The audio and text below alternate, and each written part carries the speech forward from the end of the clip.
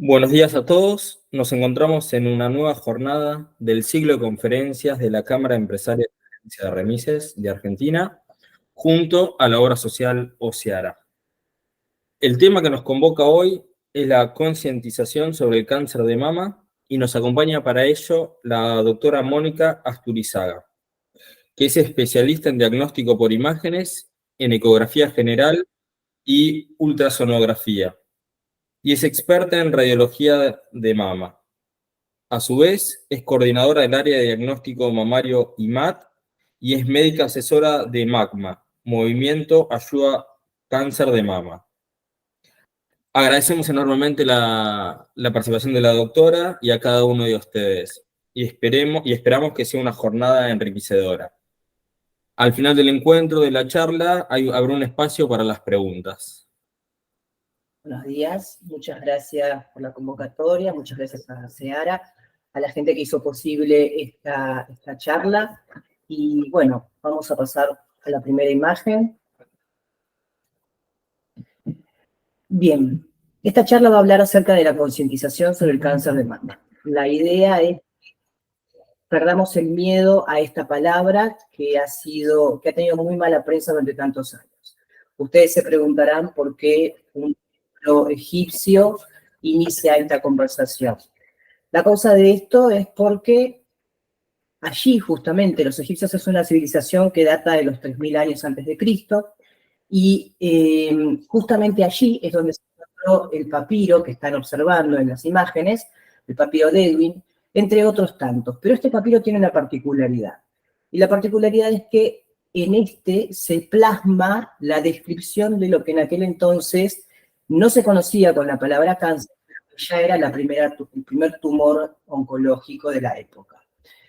Este papiro decía que frente a una lesión tumoral que afectaba a la mama, la solución que ellos le encontraban era la exéresis.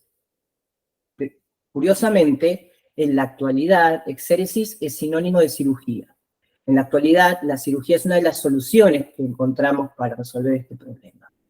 Pero en aquel entonces no tenían todas las posibilidades que hoy conocemos para poder curar, y esas cirugías eran más radicales y eran mucho más agresivas.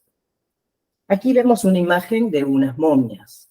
Si uno aprecia con un poco de detalle, hay una cierta asimetría entre una mama y otra. Quiere decir que esta mujer muy probablemente haya tenido una tumoración. ¿Por qué? Porque el cáncer de mama, a medida que avanza, genera un endurecimiento del tejido y genera que la mama se vaya achicando. Estoy hablando de una evolución de mucho tiempo. Entonces, esa retracción genera una asimetría en el tamaño, y es muy probable que esta paciente haya tenido una lesión oncológica y por eso vemos esa asimetría en su tamaño. Vamos a pasar un poco en la historia, y ya por el año 460 tenemos a Hipócrates. Estamos hablando ahora 460 a.C. y veníamos hablando del 3000. Hipócrates para los médicos es el padre de la medicina. Es un hombre que, hijo de médicos, nieto de médicos, tenía una medicina del tipo observacional, muy distinta a la que tenemos hoy, por suerte. Esta medicina hacía que él fuera observando y sacando conclusiones acerca de los síntomas y los signos que encontraba en los pacientes que visitaba. Y entonces él es el primero que acuña la palabra cáncer, pero no lo llama cáncer, lo llama kaikinos.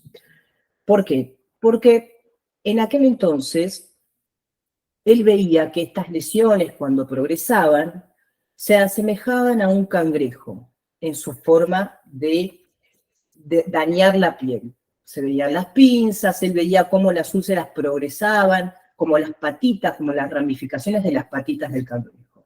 Entonces, como en aquel momento, en Grecia, la palabra kaikinos es sinónimo de es la traducción de cangrejo, él utilizaba ese vocablo para definir estas lesiones.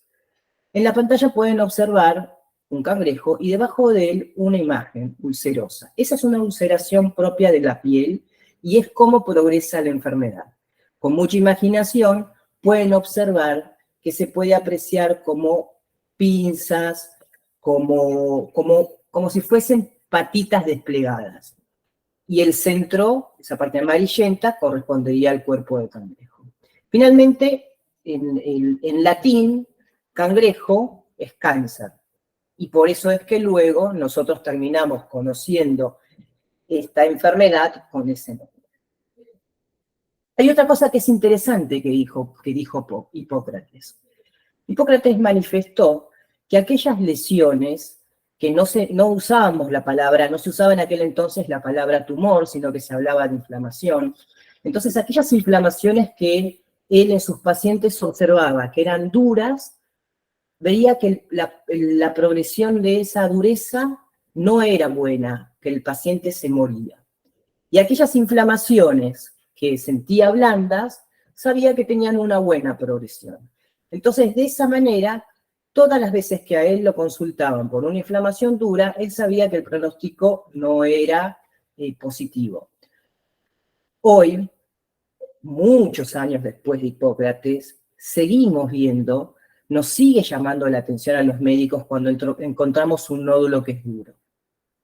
Fíjense cómo en el tiempo, en toda esta historia que les estoy contando, con muchas otras cosas que por razones de tiempo no podemos detallar, la medicina siempre trató de encontrar una causa, porque encontrar las causas, tratar de definir los síntomas, nos ayudan a encontrar soluciones. Y muchas de aquellas ideas que empezaban con los egipcios de operar, de sacar esa lesión, o como decía Hipócrates, estas lesiones duras que no tienen buen pronóstico, hoy seguimos conservando esos conceptos. Pasa el tiempo y nos vamos a encontrar con este físico, Wilhelm Conrad Röntgen, que es el padre de la radiología. Y al lado de la imagen de este hombre vamos a encontrar una mano. Esa es la mano de su esposa. Él empezó a hacer estudios con rayos X, y en una oportunidad le pidió a su mujer, le colocó un anillo de plomo y le pidió prestada la mano para atravesarlo con un rayo X. Y de esa manera pudo obtener esta imagen. En esa imagen se ven los huesitos. No se ve gran definición, pero logró hacer algo que hasta ese momento la ciencia no había podido, que era mirar por dentro sin necesidad de abrir el cuerpo. Es por eso que este hombre, para nosotros, los que hacemos diagnóstico por imágenes, es un personaje muy importante. Con el tiempo, obviamente, en aquel entonces, la radiación no estaba del todo controlada como es hoy. Un médico cirujano, Albert Salomón, ya estoy en 1913, después de Cristo, él operaba mujeres que tenían problemas mamarios, y en una oportunidad se le ocurre utilizar 3.000 de esas piezas quirúrgicas que extraía de esas lesiones, de esos tumores, y hacerles una radiografía con todos los conceptos que ya sabíamos de Röntgen, que había estudiado a su mujer. Entonces, cuando hizo esas radiografías a esas 3.000 piezas quirúrgicas, se encontró con unas pequeñas partículas, y esas pequeñas partículas son las microcalcificaciones. Allí en las imágenes se puede ver, en la foto que dice 3.000 piezas quirúrgicas, hay unas pequeñas partículas blancas. Esas pequeñas partículas blancas corresponden a las calcificaciones. Ahora bien, podemos decir que esos tumores eran malignos y por eso estaban esas microcalcificaciones allí. En ese momento, él solamente tenía la posibilidad de encontrar en esas piezas de esas pacientes que presentaban una enfermedad tumoral, que claramente ya en ese momento sabíamos que se llamaba cáncer, ya lo veníamos, ese término ya se acuñaba desde aquel entonces, y sabíamos que esas pacientes no tenían un buen pronóstico si no se les sacaba la mama, y por eso es que se empezó a asociar el término cáncer a la mastectomía, y luego de la mastectomía, también la cirugía de los ganglios, y esas mujeres que andaban con los bracitos inflamados por el linfedema, y esta era la forma de solucionarlo. En ese momento la pregunta era, ¿todas las calcificaciones pueden ser malignas? y va a pasar mucho tiempo para obtener la respuesta de cuáles sí y cuáles no. Seguimos en la historia. En 1960 se realiza la primera mamografía. Fíjense la primera foto, en esa mamografía a la mujer se le tapa los ojos. ¿Por qué? Porque la radiación afecta al cristalino. Pero no la radiación de hoy, sino la radiación de aquel entonces, cuando lo que se usaba era una radiación muy grosera, muy violenta. Entonces, el costo-beneficio de hacerse una radiografía de mama era muy alto, no como ahora, y ya lo vamos a conversar. En ese entonces había que cuidar los tejidos sensibles, la tiroides, el cristalino, pero claro, todavía no teníamos el concepto del chaleco plomado que hoy tenemos. Entonces, no le protegían con plomo el cuerpo ni la tiroides, pero sí le tapaban el cristalino de los ojitos. Vamos a venirnos a América, un médico, un doctor, Raúl Leborgne. Raúl Leborgne es uno de los hombres que empieza a tomar estos conceptos aprendidos, estudia cómo es la mejor manera de estudiar la mama, y es el que nos va a empezar a dar los principios de la necesidad de hacer una mamografía en dos incidencias, cráneo-caudal y medio oblicuo lateral. Las mujeres que nos están acompañando, que se han hecho alguna mamografía, entienden de lo que estoy hablando. Y aquellas que nunca se han hecho una mamografía, y aquellos hombres que nos están escuchando y que acompañan a sus señoras, cuando hablamos de una mamografía cráneo-caudal y medio oblicuo lateral, para que se den una idea, es como cuando se hacen una radiografía de tórax. Cuando una persona se hace una radiografía de tórax, en la orden generalmente les dicen frente-perfil. Entonces, cuando llegan a la sala de estudio, el técnico los coloca primero de frente y después los coloca de perfil. Coloca el cuerpo de frente y de perfil, para tomar una radiografía de ambas partes del pulmón, para poder englobar el pulmón.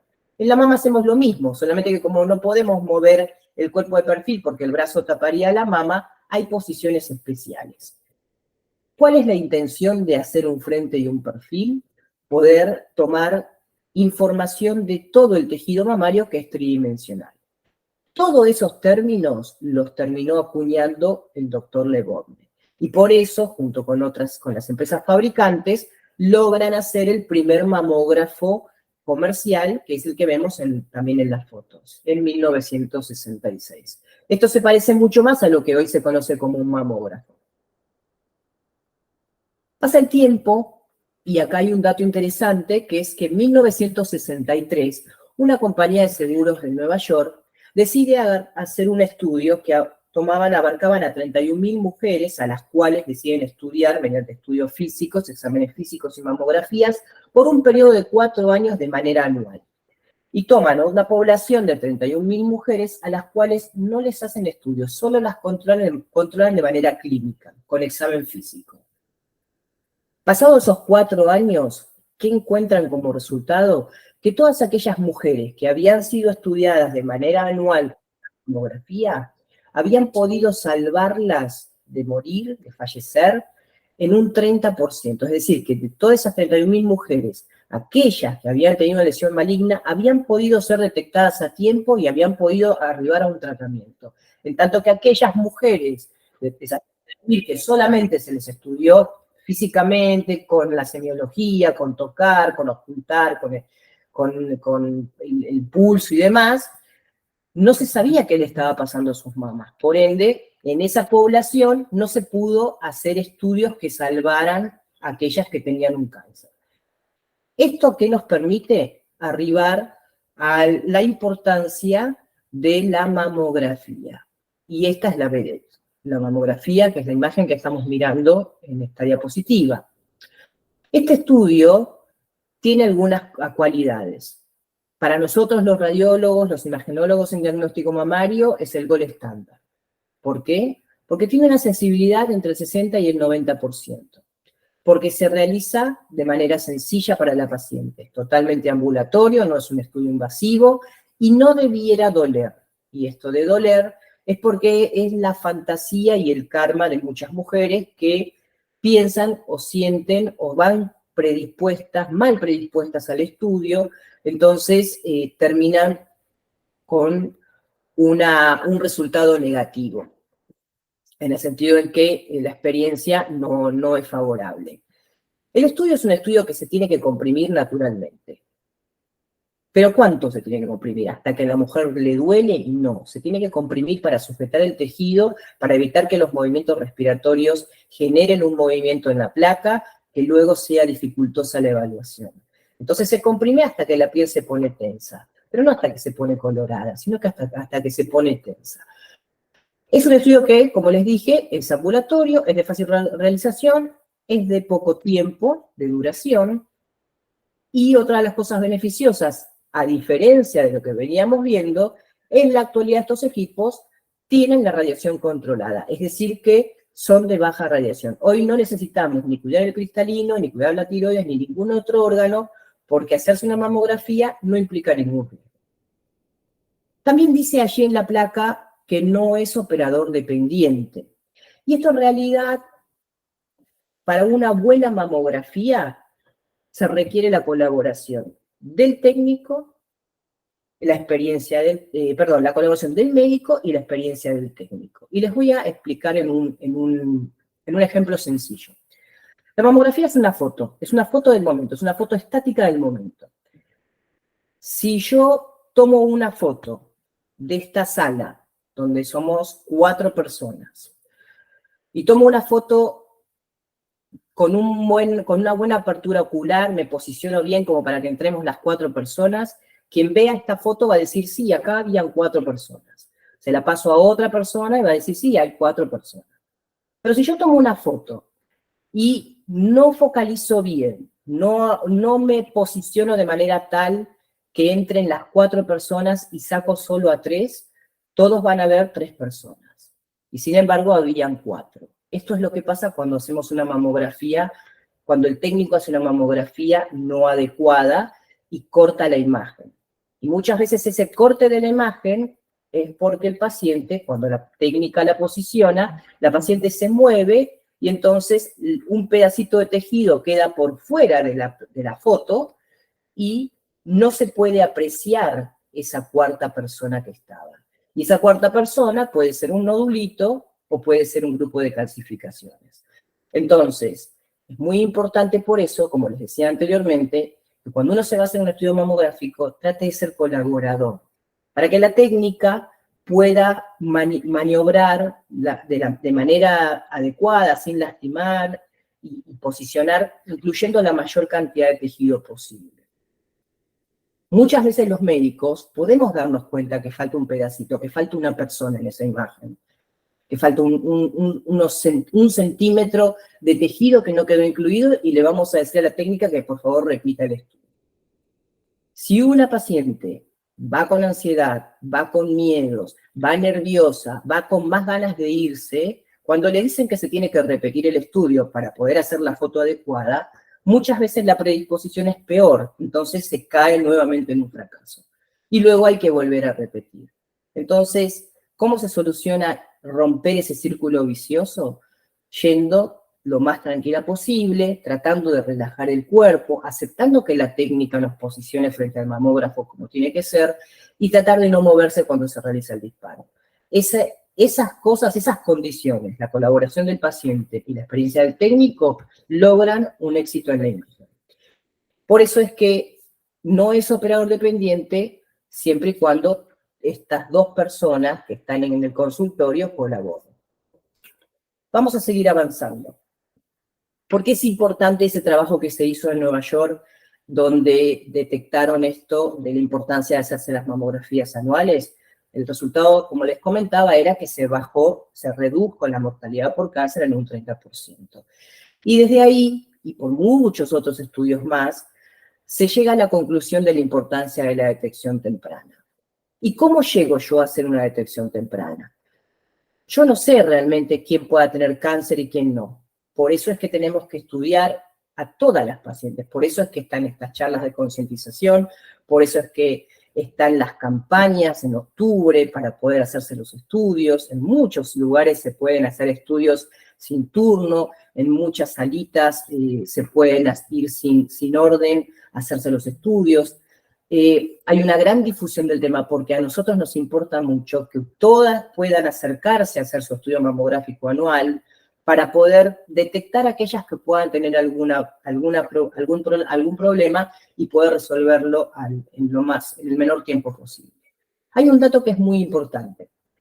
Nosotros hoy por hoy podemos decir que una lesión menor a 1 centímetro tiene altas tasas de curación. Y cuando hablo de altas tasas de curación, estoy hablando de más de un 90%. Esto en la época de los egipcios, en la época de Hipócrates, incluso en la época del doctor Salomón y de Leborgne, no era algo que pudiéramos decir.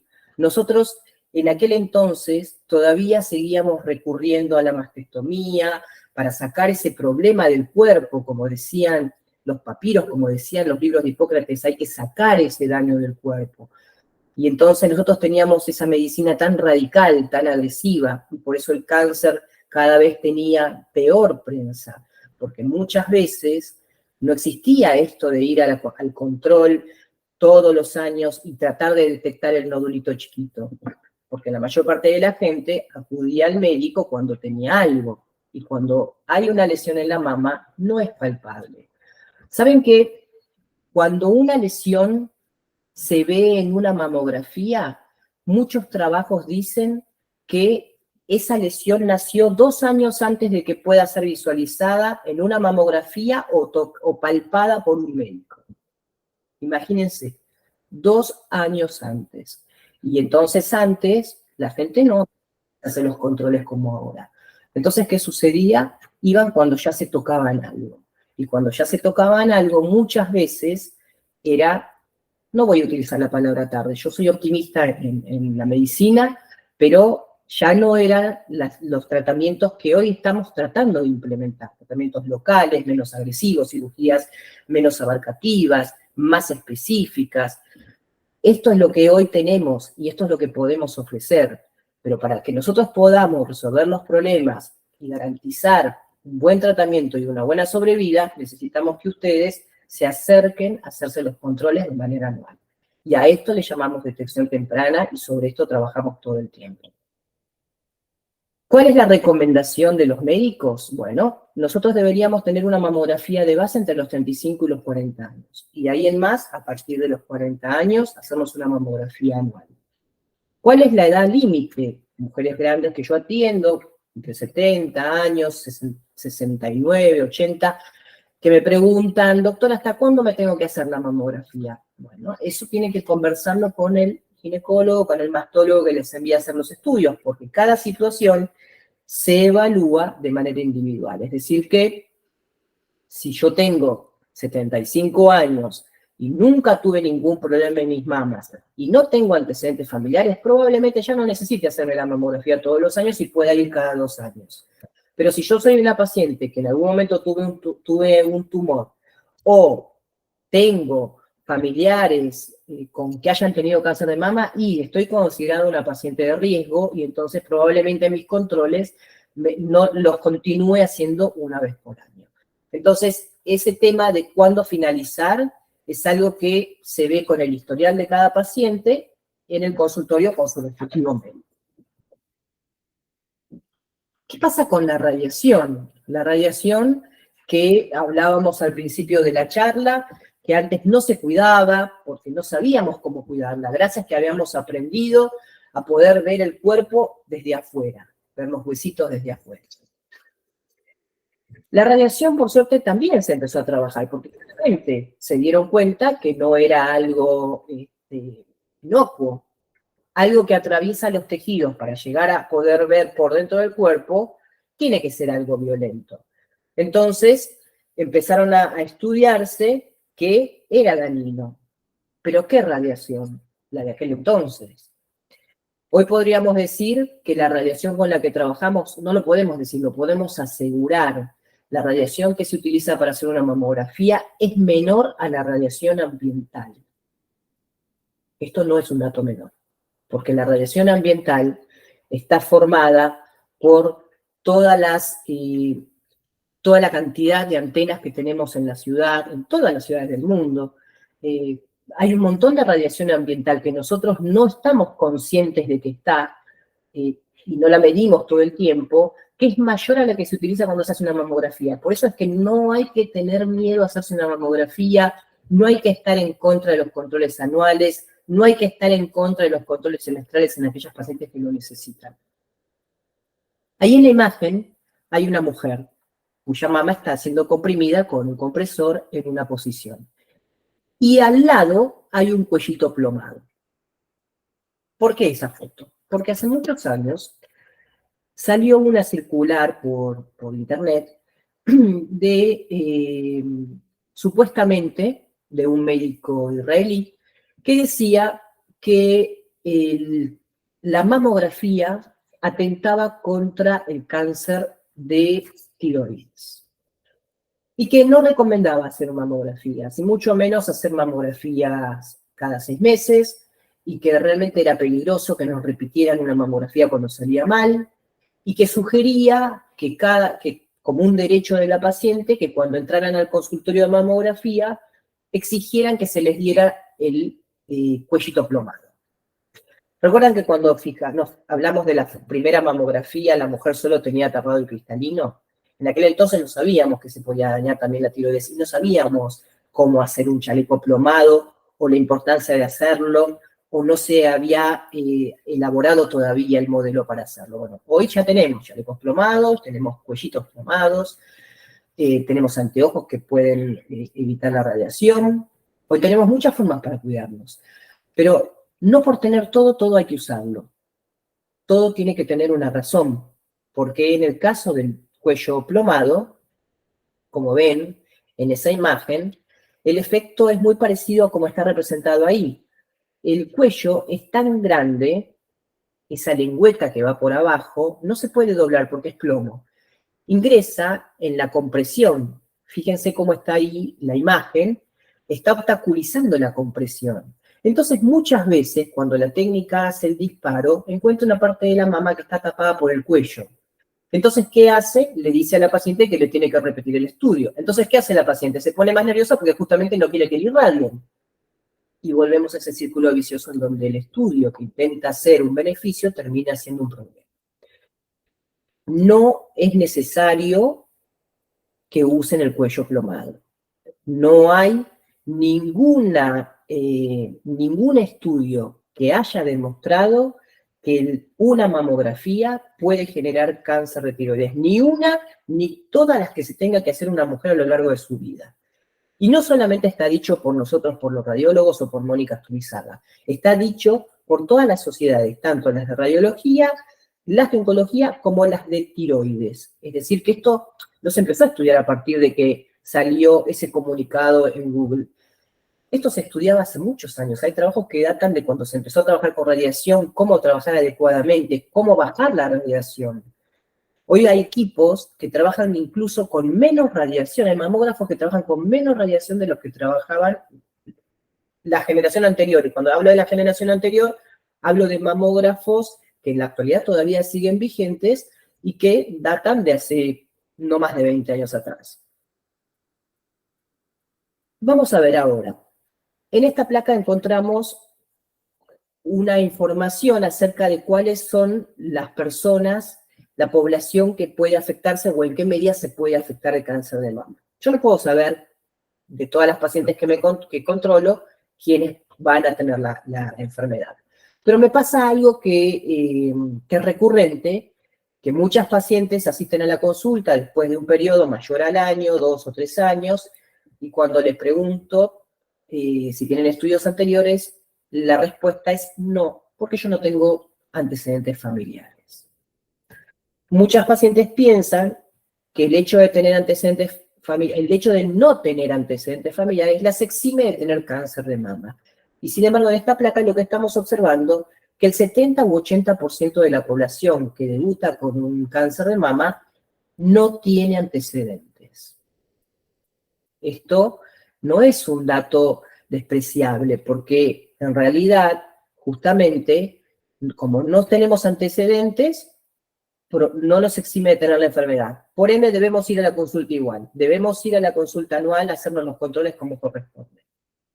Pero también ahí en la placa vemos que aquellos pacientes que tienen antecedentes familiares tienen un riesgo elevado. Y de aquellas que tuvieron cáncer de mama, solamente fueron un 20 o 30% las que tenían un antecedente familiar. Cuando hablamos de antecedente familiar nos referimos a primera línea, madre, padre, abuela, hermanas, segunda línea, tíos.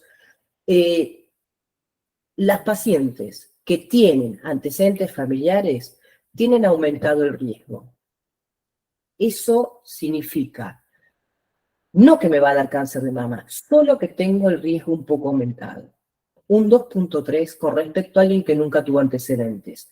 Pero de acuerdo a los estudios, esa que no tuvo antecedentes también puede tener cáncer. Y yo con mis antecedentes familiares tal vez no lo tenga. Solo sé que tengo que hacerme los controles, probablemente me van a poner la lupa más cerca porque tengo los antecedentes. Pero hay otra población que por suerte, y en esto sí coincidimos todos, que es la de menor porcentaje, que es el caso más conocido, lo dio Angelina Jolie. Son las personas que tienen alteraciones genéticas. Esa es una población entre un 5 y un 10%. Y esta población es de alto riesgo. ¿Y por qué? Porque en esta población sabemos que el 100% de ellas van a tener cáncer. ¿Y cómo sé yo si yo tengo, si no tengo antecedentes familiares o si los tengo? ¿Cómo sé que no tengo también una alteración genética? Bueno, hay protocolos para saberlo. Si yo no tengo familiares de primera línea, ni mi madre, ni mis hermanas, o de segunda línea, ni mis tíos, ni mis abuelos, si nadie en mi familia tuvo cáncer, yo no debo tener una alteración genética sin duda. Ahora, si en mi familia tengo mi abuela, mi hermana, mi tía, tuvieron cáncer de mama, probablemente yo tenga una alteración genética. Hay estudios específicos para hacérselos, pero esto no es para salir corriendo al médico y decirle, quiero que me haga un estudio genético. Como les dije, hay condiciones para un algoritmo a cumplir, una serie de cuestionarios que hay que contestar para ver si uno puede llegar a ser una paciente que tenga una alteración genética que esté destinada a tener cáncer. Entonces, esto se habla con su médico, si el médico lo considera, se evalúa con un genetista, y de ahí en más se estudia si ustedes pueden llegar a ser una de estas personas. Por suerte, esa población es muy chiquitita. Sigue, vamos a seguir. ¿Qué pasa con el autoexamen? ¿Cuál es la importancia del autoexamen? Que también lo vemos mucho en la difusión. Bueno, el autoexamen es algo que lo tenemos que hacer todos los meses. ¿Pero en qué momento del mes? ¿Todos los meses, en cualquier momento? No, ese es el error del autoexamen. Muchas pacientes dicen, no, yo no me toco porque siempre que me toco me asusto. Claro. Las mujeres en edad fértil, tenemos un ciclo hormonal que es fluctuante. Se va moviendo a lo largo del mes, las hormonas ascienden, en un momento descienden. Ese cambio hormonal genera cambios fisiológicos en el tejido mamario. La mama se pone más densa, se pone más sensible, da la sensación de que se pone más grande, en algunos tejidos da la sensación de que aparecen nodulitos. ¿Cuál es el objetivo del autoexamen? El objetivo que nosotros queremos es que cada una de ustedes conozca su cuerpo. Las mujeres tenemos la particularidad de que nos damos cuenta cuando nos sale un granito o una arruga, una mancha en la piel. Pero la mayor parte de la gente no conoce a su mama. Porque le da impresión, porque tiene miedo o porque se asusta. Pero si nosotros tomáramos una conducta en la cual, en el caso de las mujeres en edad fértil, a partir del 7º día después del ciclo, se tocara la mama, se darían cuenta que todos los meses ese tejido está exactamente igual a la palpación. El primer día se van a asustar, se van a tocar un montón de cosas, otras les van a doler, les van a molestar, pero al mes siguiente van a encontrar que se repite la misma historia, que el lugar donde les molestó la primera vez se repite en el mismo lugar, y la sensibilidad sigue siendo la misma y va a pasar a lo mismo en el tercer mes y en el cuarto y así sucesivamente. Esa es la forma de hacerse el autoexamen. Me tengo que parar frente a un espejo, primero me miro con los brazos al costado del cuerpo, ver que no haya ningún cambio en la coloración de la piel, que no haya ninguna hendidura.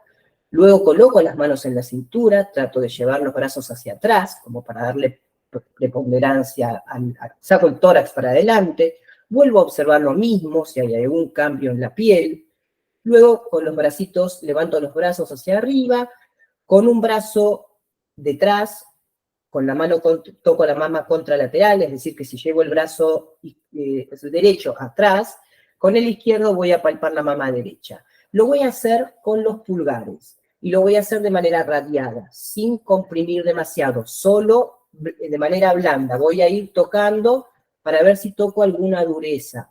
La primera vez voy a tocar un montón de cosas raras, como les dije. El segundo mes ya van a ser más familiares y así sucesivamente. Finalmente vamos a apretar el pezón, pero no violentamente, apretar un poquito para ver si sale alguna secreción. Puede que salga, no hay que asustarse. Muchas veces en los conductos que abocan al pezón puede juntarse líquido formado por las células. Entonces cuando uno comprime, sale una gotita.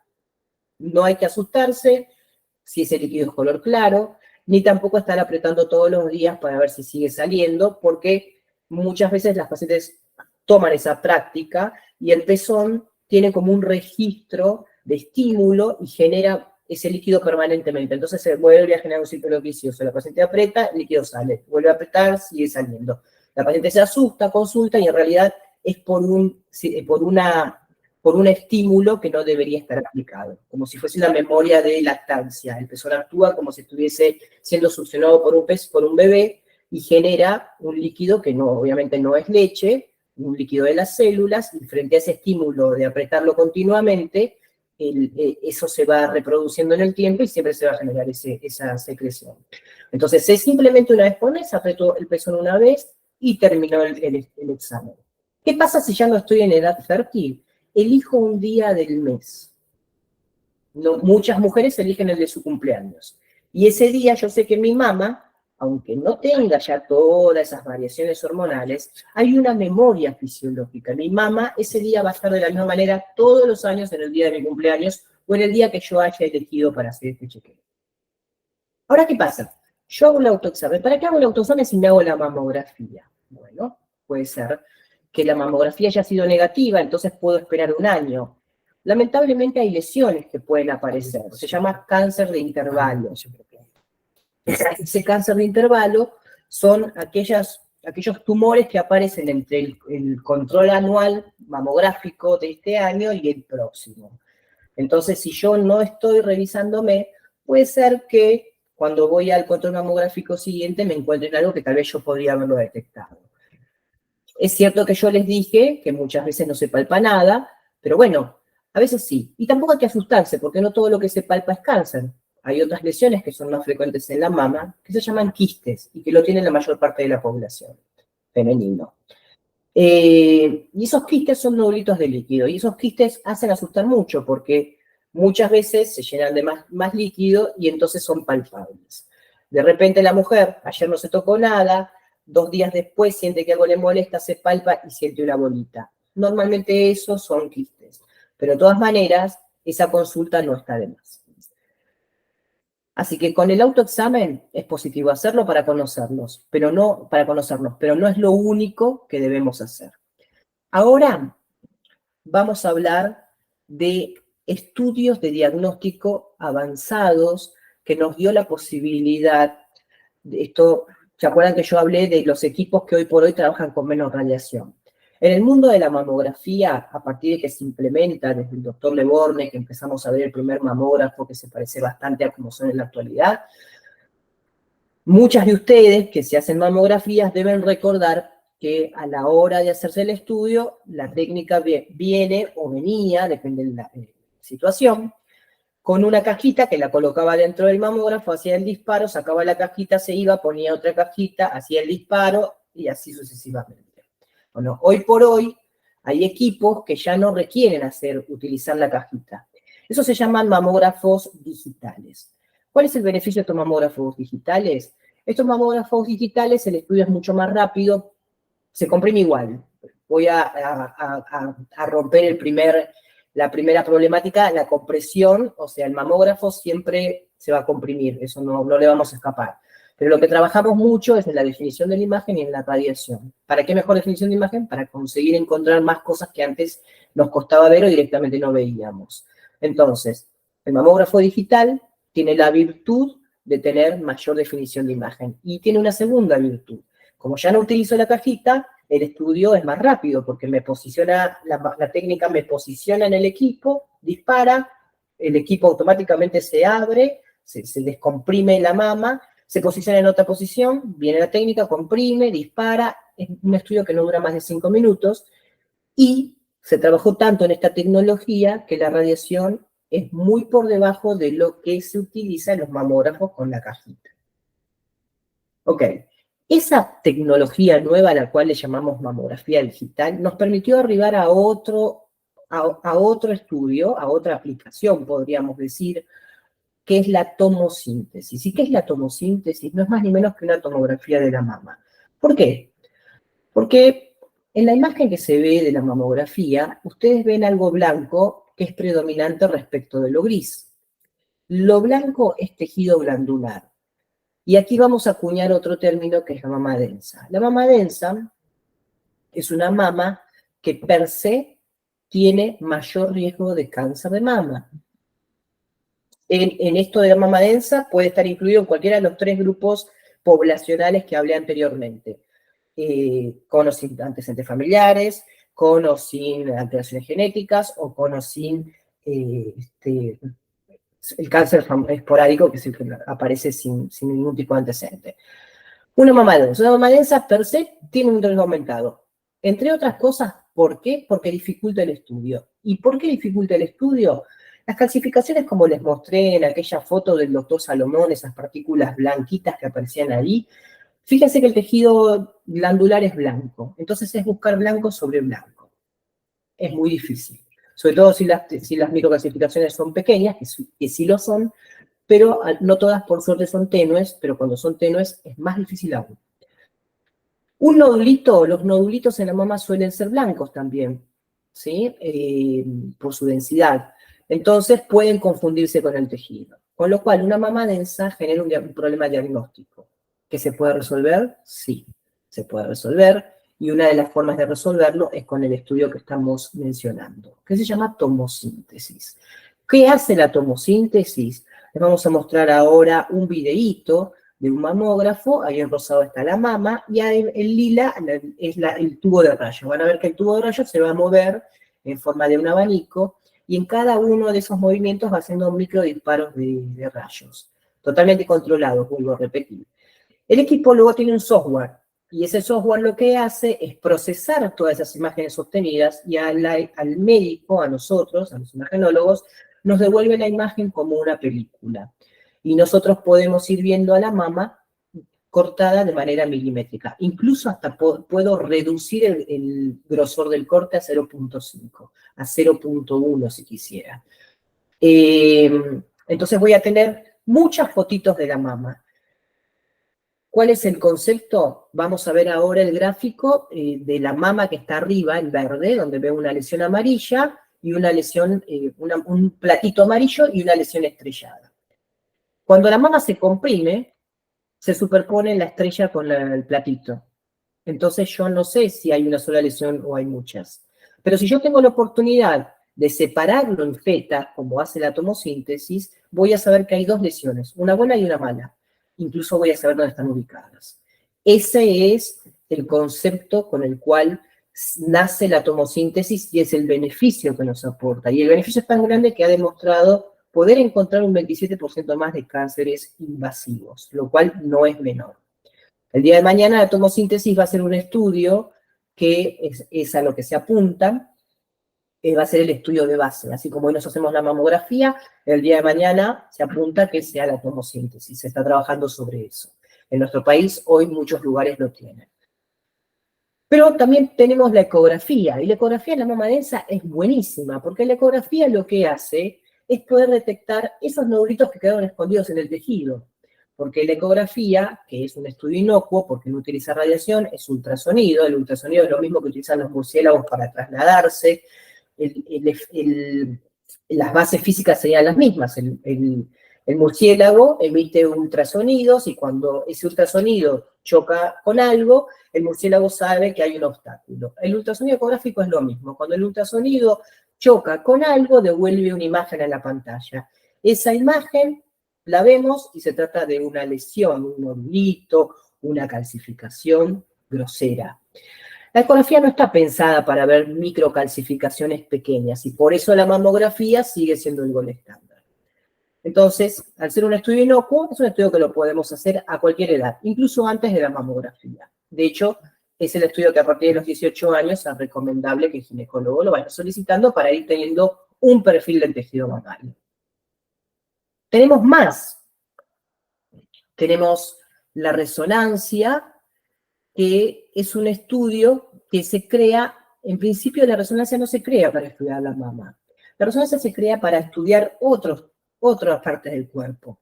La parte uterina, la parte pélvica, las articulaciones, y daba muy buenos resultados, y aportaba mucha información. Entonces se empezó a trabajar sobre la resonancia para estudiar también la mama, y hay unas bobinas específicas. La resonancia tiene una sensibilidad altísima, muy superior a la mama, pero tiene una contra. Hay un cáncer que no lo logra ver. Lamentablemente se le escapa un cáncer. En el mundo oncológico, nosotros unificamos el vocablo diciendo cáncer, pero hay muchos tipos de cáncer, y esto es importante que lo sepan, porque muchas veces me pasa en la consulta, que la paciente dice, a mí me hicieron tal cosa y mi vecina, que también tiene cáncer, le hicieron tal otra. Yo ya no sé si mi médico me está atendiendo bien. Y en realidad, el médico de las dos las debe estar atendiendo bien. Lo que sucede es que hoy sabemos, a diferencia de aquel entonces, cuando les empecé a comentar, que el cáncer puede ser de distintos tipos y tenemos la forma de tratar esos distintos tipos. Y no todos los tipos se tratan de la misma manera. Y no todos los tipos se operan de entrada. Entonces, hoy tenemos un tratamiento que podríamos decir que es más personalizado. Y es a donde va la medicina. Hacer diagnósticos y tratamientos más personalizados. A terminar con la cirugía radical de sacar toda la mama, de sacar todos los ganglios de la axila. Hoy sabemos que hay tumores que podemos sacar solo el tumor. Hay lesiones que podemos sacar solo el cuadrante de la mama, sin afectar el resto del tejido. Y que la mama quede, en las mamas grandes muchas veces ni siquiera se nota que hubo una extracción de una parte de ella. Y con respecto a los ganglios, también no necesitamos sacar hoy, hacer lo que se llama vaciamiento axilar al 100%, se puede sacar solamente una determinada cantidad, entonces ya no tenemos esos bracitos hinchados que antes veíamos en muchas mujeres, que no tenían la mama y tenían los bracitos hinchados. Cada vez eso se va perdiendo. Y las drogas que se usan tampoco son tan agresivas como eran antes, es todo mucho más controlado. Con lo cual, no podemos atribuir la enfermedad a una causa única. Sabemos que hay muchos factores de riesgo. El sexo femenino es un factor de riesgo. La edad es un factor de riesgo. Entre los 65 y los 75 años es el riesgo más alto de contraer cáncer de mama. Sabemos que también los hábitos están vinculados a un montón de enfermedades. Bueno, en el cáncer de mama está ese hábito también. Pero hay algo que también se ve y de lo cual por ahí no se habla tanto, que es el estrés emocional. Y el estrés emocional, cuando me refiero a eso, hablo de los duelos, de las pérdidas. Pero no hablo solamente del duelo ante una muerte. Hablo de una pérdida de trabajo, de un alejamiento de un hijo, de una separación. Hay muchos de estos duelos que generan estrés emocional. Y muchas de las pacientes que tienen cáncer o que han transitado esa enfermedad, cuando uno empieza a hacer el interrogatorio de su vida, se encuentra con que le pasó algo que emocionalmente la hizo flaquear. Volviendo a lo que estábamos mirando acerca del diagnóstico y de las imágenes, básicamente lo que mencioné recién es para comentarles o para que ustedes se den cuenta que tenemos tanto estudio hoy sobre el cáncer, que ya no es esa palabra que era sinónimo de muerte.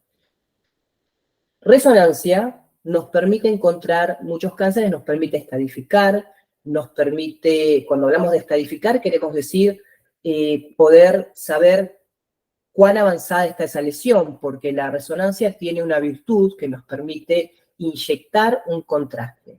Y ese contraste lo que hace es viajar hacia viaja por la sangre hacia los nodulitos. Los nódulos cancerígenos están muy vascularizados, porque son, les cuento rápidamente, el cáncer se forma a partir de unas células que se desorganizan, sufren una alteración de su ADN y empiezan a replicarse de manera descontrolada. Empiezan a formar una masa y eso, para poder sobrevivir, necesita nutrirse y se nutre a través de oxígeno y sangre. Entonces, genera sus propias sus propios vasos.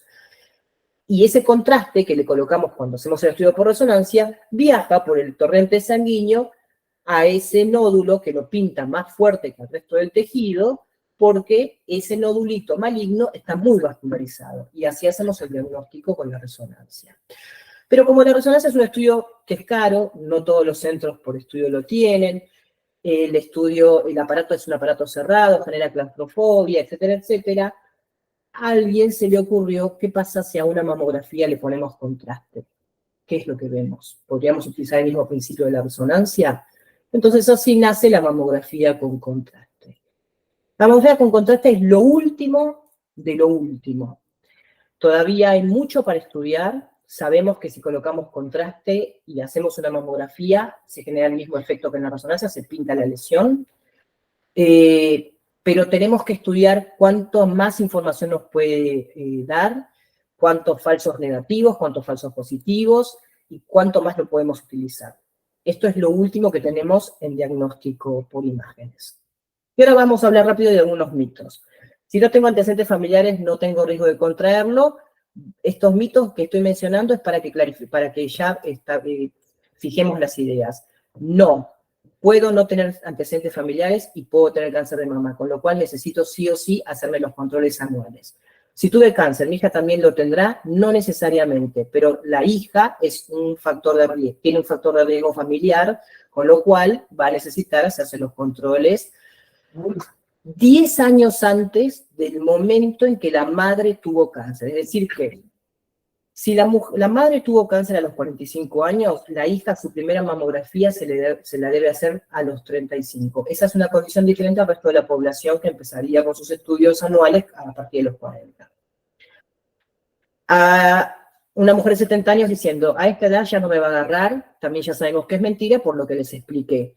Las mujeres, el riesgo etario es entre los 65 y los 75. No obstante, como les dije, mujeres que no hayan tenido ningún tipo de problemas, de antecedentes oncológicos, ni familiares ni personales, deben consultarlo con su médico para ver cómo siguen los controles. ¿El autoexamen reemplaza los estudios por imágenes? Como dije anteriormente, no, absolutamente no. Y para terminar, unas 3 cosas más: el diagnóstico de cáncer de mama avanza día a día, como también les dije, el tratamiento. No podemos desconocer los estudios, la necesidad y la importancia de los controles anuales, y el diagnóstico a tiempo salva vidas. Quedo atenta a las preguntas, muchas gracias. Muchas gracias, Mónica. Ahora vamos a dar lugar a las preguntas, porque justo había algunas participantes que querían preguntar. Les pedimos a todos que por favor las hagan por el chat y las vamos leyendo. Florencia justo había levantado la mano, así que Florencia, si querés escribirla.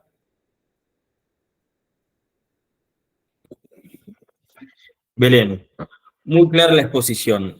Quiero preguntar si el autoexamen se realiza de una manera particular al tener implantes mamarios. Gracias. Muy buena la pregunta, porque los implantes mamarios confunden un poco porque la silicona tiene una determinada densidad. Entonces, si la mama es grande, no va a haber tantas dificultades porque va a predominar el tejido. Pero cuando la mama es pequeña y el implante predomina, la paciente va a tener ciertas dificultades para poder detectar qué cosa de esa dureza es el implante con respecto al tejido. Pero de vuelta, el ejercicio mensual va a ayudar a que discrimine qué cosas son más duritas, cuáles son las que tienen más tensión por el implante y cuáles son las propias del tejido. Andrés, ¿la displasia mamaria aumenta el riesgo de padecer la enfermedad?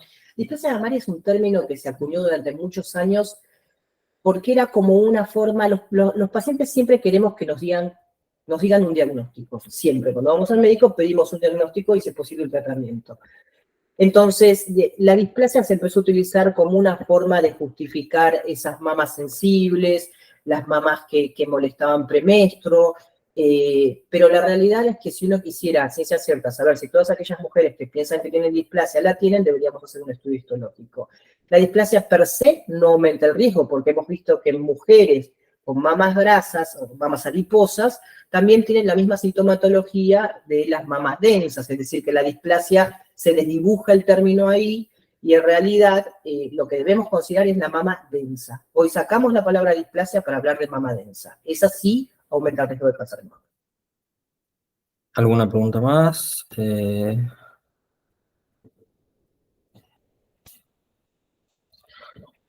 Iván, teniendo un antecedente de cáncer de mama dentro del círculo familiar, siendo hombre, ¿hay que realizar algún control? Excelente, excelente pregunta. ¿Los hombres pueden sufrir cáncer de mama? Perdón. En caso de ser diagnosticado con cáncer, ¿es recomendable consultarlo con más de un profesional? Bien. El hombre puede sufrir un cáncer de mama en el 1% de todo lo que es la población, el 1% de los cánceres perdón, el hombre puede, el 1% de los cánceres de mama pueden afectar al hombre, es decir, que la población es muy bajita, y es por eso que el hombre no se tiene que hacer controles mamográficos anuales. Sí debe acudir si se toca algo, si algo le duele el pezón, si hay un incremento del tamaño de su pecho con respecto al otro, ahí sí debe consultar, pero no pensamos en primera instancia en un cáncer porque sabemos que es una población de bajo riesgo. Si un hombre en algún momento de su vida tuvo un cáncer de mama, pasa a hacerse controles más seguidos, sí. Eso acordado ya con su médico. Camila, ¿el cáncer de mama hace metástasis si no se detecta a tiempo? El cáncer de mama, sí. Nosotros tenemos, en esto que les contaba de los estudios moleculares, hemos visto, hoy sabemos que hay cánceres que le llamamos de bajo crecimiento y otros de alto crecimiento. Si un cáncer es de bajo crecimiento, es muy probable que la paciente lo tenga, no se haya dado cuenta, no se haya hecho los controles, no se detecte hasta más de 2, 4 años después de tenerlo.